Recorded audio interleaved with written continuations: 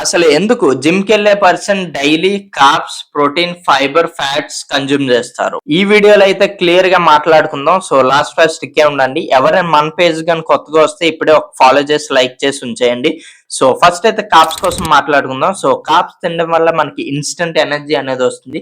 మీరు pre workout meals లో కూడా complex carbs food items add చేసుకోండి. Like oats, wheat bread, rice, peanut butter etcetera.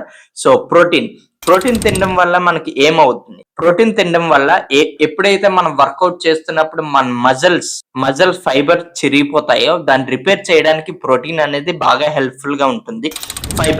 Fibre అయితే మన గట్ హెల్త్ కి చాలా ఇంప్రూవ్ చేస్తుంది. అలాగే డైజెషన్ కూడా చాలా స్మూత్ గా అవుతుంది. హెల్దీ ఫ్యాట్స్ అనేవి మనకి లాంగ్ టర్మ్ ఫ్యూయల్ అన్నమాట.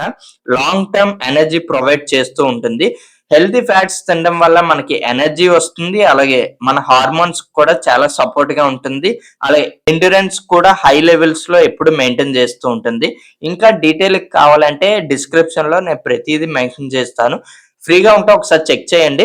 ఇలాంటి కాంటెంట్ కోసం మన ప్రొఫైల్ ని ఫాలో చేసి రెడీగా ఉండండి.